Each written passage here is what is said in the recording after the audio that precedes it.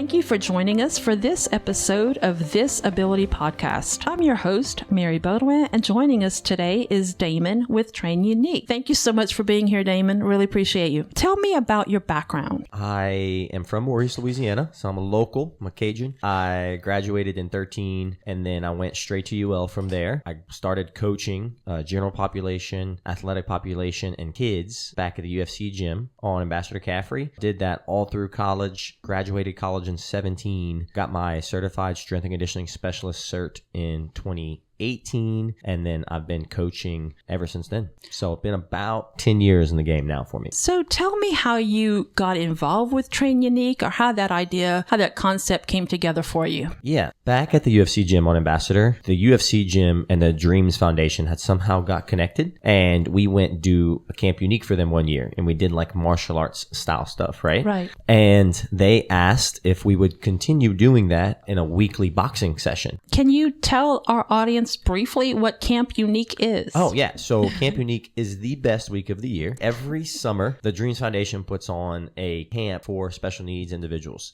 And so it is intellectual disabilities, the whole 9 yards, kids and adults, 2 different sessions, one focus on adults, one focus on kids. And we do everything from art to fitness with Train Unique to science to praise and worship, dance, water balloons. I mean, it's just... So you were telling me that's how you first got involved with the Dreams Foundation. So 10 years ago, they asked CGM on Ambassador to do a boxing class. And that was me. I was the one who led it. And frankly, it was kind of a disaster. I was 18 years old and never really worked with too much. I had done some stuff in high school, some mentoring, but a big group of special needs athletes trying to teach them to box, right? It was just not what we were going for. Okay. So I was like, okay, let's switch this to fitness. So I switched it to fitness, and having a wrestling and fitness and martial arts background, I kind of started doing things like on the mat with them, like movements, right? So we started with like bear crawls and army crawls and those things, very gross motor skill type stuff, but that also improved coordination, balance, strength, all those things. And we started to kind of figure it out. Well, a couple years later, UFC gym shuts down, and I moved to head kicks on Johnson Street. We have one class going, and it got huge. I got up to like 20 people. So we're like, okay, let's add a second class. Okay, it grew. We started to call it Unique Fitness. Right? Still associated with Dreams, but its own thing now, because I had individuals approach me for personal training now. Scott Bertle, Nick Trahan, those guys. So I'm doing personal training for individuals with special needs. I'm doing group classes. We add a third class, officially called Unique Fitness now. And then eventually the owner of Head Kicks was like, Damon, I really don't have a whole lot more room for you here. I'm not kicking you out, but you know. And so we got our own spot with Dreams Foundation on Verot School Road. Not sure if you remember that facility. Yes. And it was a partnership between Unique Fitness and Dreams, where we did our fitness programming there. They did some programming there, some school and learning type stuff there. And then eventually we grew out of that facility. And then now we're in our current facility right in the center of town, big, awesome facility. As of actually got a chance to purchase the building, which is really exciting because, a lot of times in the special needs world, like, you're kind of borrowing spaces from people or doing what people will let you, but it's actually our facility. Like, nobody can ever kick us out. Like, that's wonderful. Is Train Uniques, and Dreams Foundation uses it for cheerleading, art, whenever they want, and it's my place. So, we get to do what we want to do, which is really create a home for our athletes. Back when you were in school, in college, did you think that you would be taking this route personally? I think that it occurred to me about halfway through college. About halfway through college, I really started to understand the opportunity and the privilege that was in front of me. And so I started to take it a lot more serious. Yeah, about halfway through college, I was like, this is what I'm going to do. And everything from then on, like, I started actually like taking less general pop clients, right, and less athletes, and focusing on training individuals with special needs. I remember actually I was talking to a friend of mine the other day who connected me with somebody, and he told him in the email, he's like, I remember Damon telling me, let's say I graduated in 17, so that would have been 2016. He's like, I remember Damon telling me 8 years ago that he was was going to one day have a program and program offerings for special needs athletes. Here he is now. And so it's like, I think that I've been lucky to find my calling. Yes. And early in life, and there just ain't nothing else I can do now. That is a wonderful story. I love hearing that and how it probably developed you as well. You have probably learned a lot from the people that you work with. You know, these athletes, yeah, they need to learn, but you probably have learned a lot yourself, haven't you? Yeah, perspective is a wonderful thing, right? And I was actually like kind of talking about that with some people. I was in a conference in Chicago last week, and it's like whenever empathy is something that I was blessed with. My mom's a very empathetic person. Something about it, like I just can't shake that feeling of just wanting to serve this community, right? And I think part of it is because like just watching these athletes go through life, right? And just like, yeah, sometimes they have bad days, right? We all do, but just continuing to show up like every week, every day in and day out is incredible. I love that you were committed to it too, because you said at first you did the boxing with them and it was a catastrophe. Yes. But that didn't break you down. That didn't stop you. You found a way to be flexible with it. You found a way to work with it and say, okay, you know what? I'm going to modify this and I'm going to see how we can mold it into something that they can do. I think that's so admirable. So thank you for doing that. Yeah, thank you. I think that's probably one of my favorite things about this population. Like you said, like how much I've learned, like it's not a matter of if, it's like a matter of how. That's the real question. That's probably like going back to your question before, like what have I learned? Like probably that. It's not like if, or it's not when, it's how. It's like that is the big question, like how we're going to do it and why we're going to do it, of course, but you just got to keep on going and finagling things until you find it. I know you have some different fitness programs within Train Unique. One of them very specifically that appeals to me because I do have a daughter who is in a wheelchair, but you do wheelchair fitness. Talk to me about some of your athletes that you've had in the past and or now and how that's changed them. Yeah, where do I start?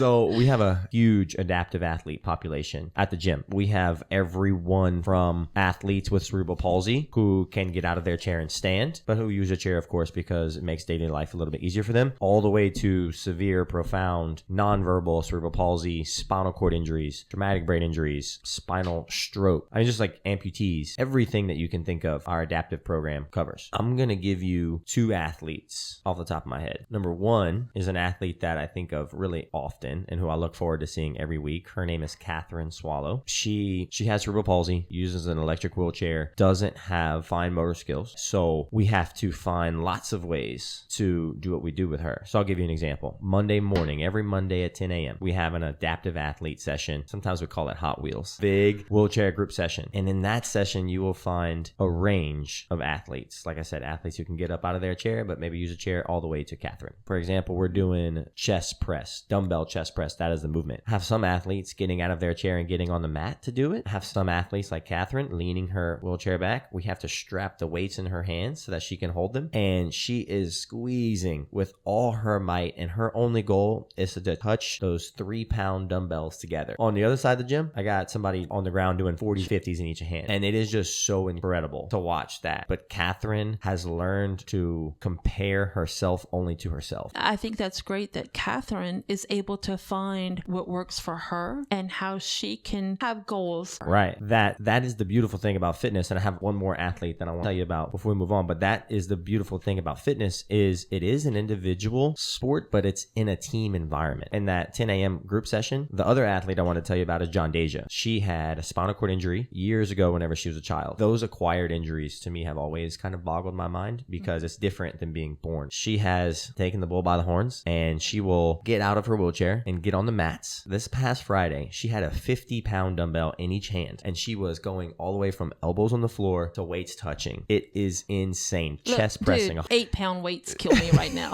And so like she has learned to compare herself with herself and just fallen in love with, okay, this week at the gym, I'm going to get a little bit better. This week at the gym, I'm going to get better. And she's working now. She has a full-time job doing some some call center support stuff. She has a worker that gets her to and from the gym. I mean, she's living life, and it's incredible. Being able to have those two athletes with such a gap in between them, but there for the same reason, being able to, once again, compete with themselves only, but have each other in the same session to kind of look to for inspiration. It's like we're all here supporting each other. Like I'm not comparing my weights to her, but like we're all here just getting better in a team environment, cheering each other on. Cortland's in that session, Logan's in that session, Catherine, John Deja, Caleb, Mr. Milton. I mean, it's incredible to watch. Definitely inspiring. And I know you guys, you have a good website and also a Facebook page. If anybody's listening and they want to find more information, where could they go? On Facebook, we're Train Unique. Post all kinds of awesome videos, pictures of our athletes. Instagram, We Train Unique. Our website is wetrainunique.com. And then we're also on YouTube, which has a lot of cool athlete spotlight videos, Train Unique as well. And then we're on Google if you just type in Train Unique. I know that there's a physical transformation with the athletes. Tell me about internally. There's got to be some transformation with their confidence. Tell me what you've seen throughout the years. Yeah, that's a great question. I'm going to kind of talk about some surface level stuff, but some stuff that the athletes immediately. And then I'm going to talk about kind of like the deeper thing that you see from being in it from a long time. First and foremost, you get in the gym, you start being able to lift heavier weights, or you start losing weight, or you start transferring in and out of your chair better, or you start being able to get off the ground better, or you notice that whenever you go to a festival or you go on a walk, you can walk further, or you start, for a lot of our intellectual athletes, they start noticing some muscles they're having. They're walking around flexing all the time, right? That's huge for an individual's self-esteem and confidence, their social life, and being able to have the confidence and have the self-esteem to start a conversation with somebody. So those things, self-esteem, confidence, social skills, those things are obviously huge. And that happens to 99% of the people that we have in the gym. But I think even more important than that, and something that you see from athletes who have been in the game for a long time, and I've been blessed to be around probably the widest range of athletes from anybody you've ever met. I've been around world champion, UFC fighters, high level athletes in the NFL. I mean, I've been around like world class athletes, and I've been around our athletes with special needs at the gym. I went to that conference this past weekend, and the way that he put it was so eloquent. He was a CrossFit Games world champion. Now he's a brown belt in jiu-jitsu. He has gyms all over the place. Just a very successful guy. And then his daughter got leukemia, and he was like, man, of all the things I've done in my life, that was by far the hardest. He talked about how fitness and training gave him superpowers to overcome that, because life will come, you will get kicked, it's going to be hard, stuff's going to get hard, always, it's inevitable. And so when that happens, are you prepared for that? And having, let's say, money in the bank, that's great, that helps out, but not everybody has that, and it's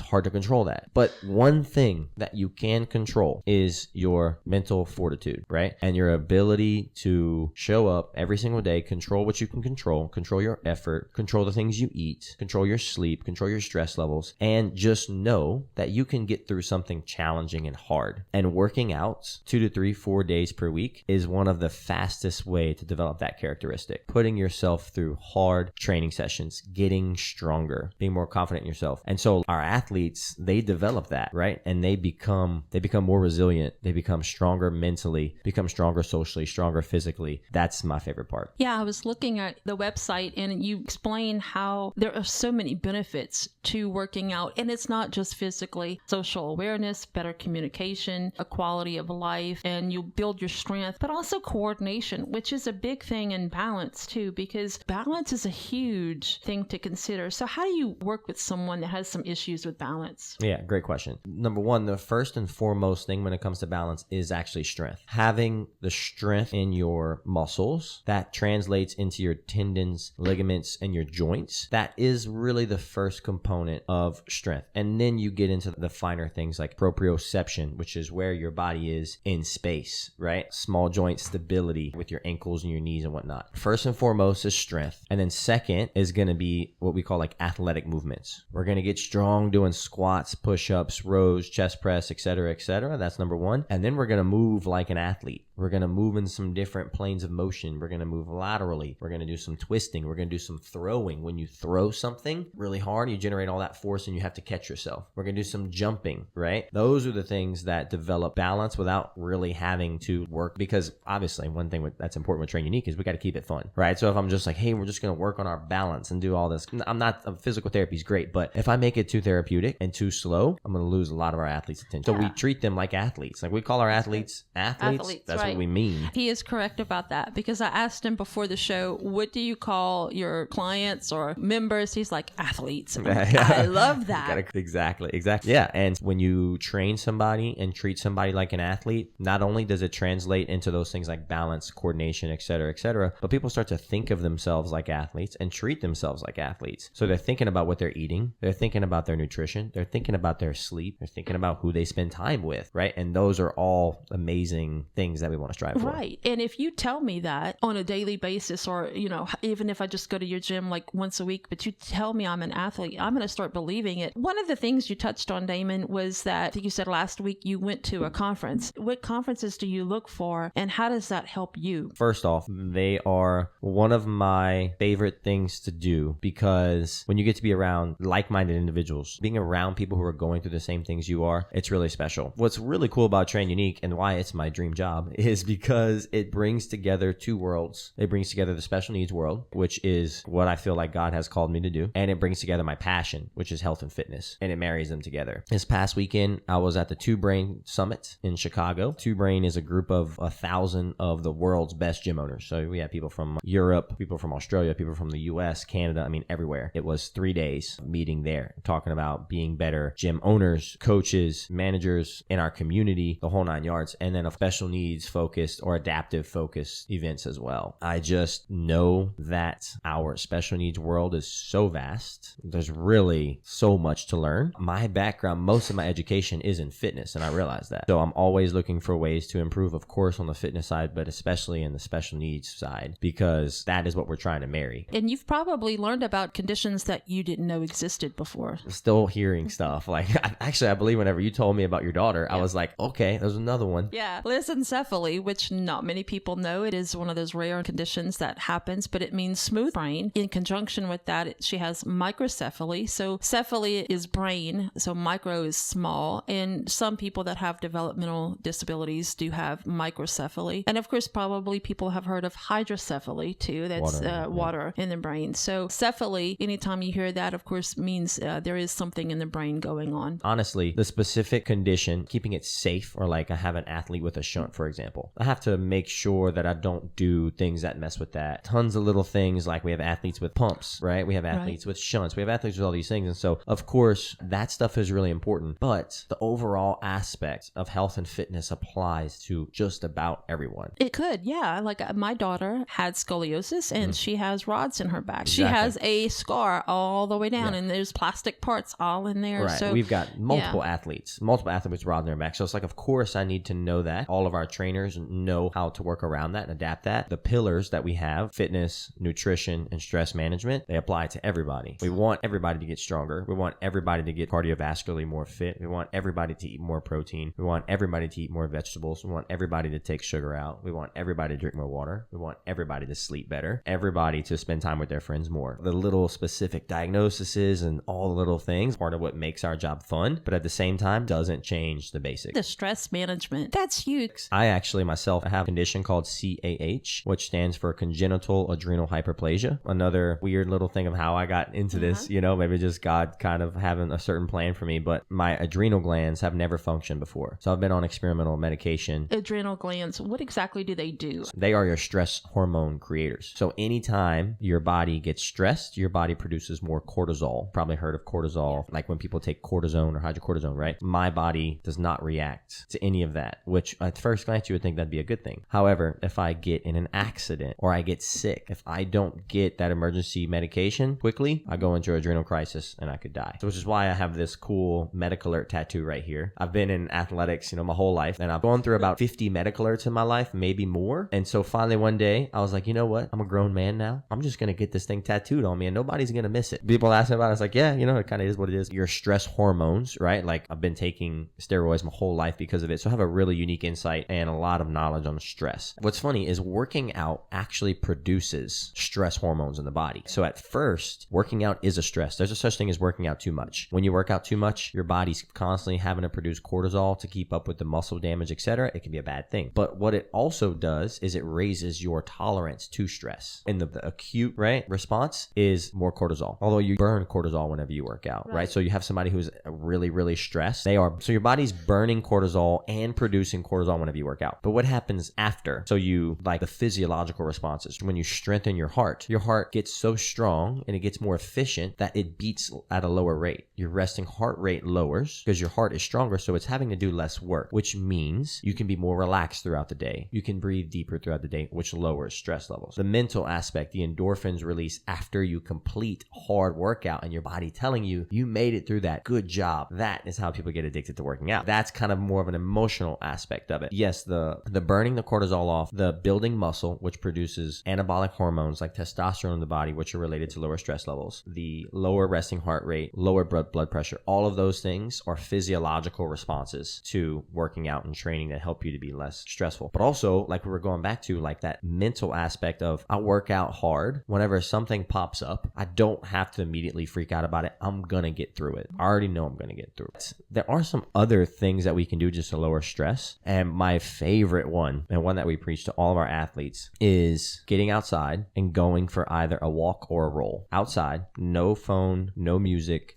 no nothing like that. No technology. Doing what you just did, taking deep breaths, going outside. Just the idea of it made me breathe and relax better. Take some deep breaths through the nose. Exactly. The nose is associated with that sympathetic nervous system. Relax. Like taking some deep breaths, soaking in the sunshine, which also leads to lower stress, right? The vitamin D production. That is my favorite thing to do. We have athletes going outside and walking. We have athletes going outside wheeling in their wheelchair, athletes riding their bike, whatever it is, about 10 to 15 minutes a couple times a day, particularly as the sun is going down. Man, that can change your life. I think I could sit here and talk to you all day. Unfortunately, we don't have enough time to do that. But I did want to ask you, is there anything that we did not get to talk about that you would like to touch on, or have any final thoughts that you'd like to say? I don't have anything particular. We like to say that effort is the universal language, right? So I have tons of athletes at our gym who are nonverbal, tons of athletes at our gym that would be considered severe profound. If we can get an athlete moving, we can get them to use any part of their body, we can work with them and we can add to their life, whether that's physical or whether that's something that they just look forward to, whether that's socially, whatever it is. Everybody is welcome at our gym as long as they are willing to try. If they are willing to try and put forth effort, we love to have them. I want to thank you and tell you how much what you're doing is changing the community. I mean, saying thank you just really isn't enough. You make a great impact on people's lives and you're changing them for the better. And I want to give a shout out to your staff because I've spoken with them on the phone a few times and they are so polite, so wonderful. And it's nice to have that welcoming feeling, especially when you go to a gym. Look, people can be intimidated to go to any gym, but Train Unique, you guys are different. And Thank you. Nice. That means a lot. One thing